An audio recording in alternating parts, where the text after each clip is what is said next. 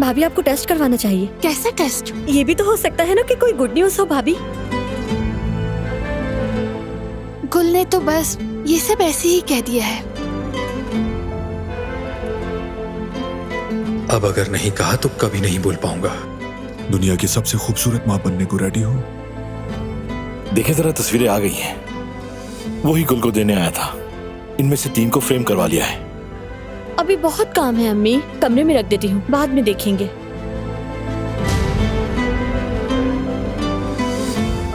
3 minute तक इंतजार करना होता है। ठीक है, कर लेते हैं। खैर तो अम्मा जान, खुशखबरी है, तुम दादा बन रहे हो। क्या? हाँ,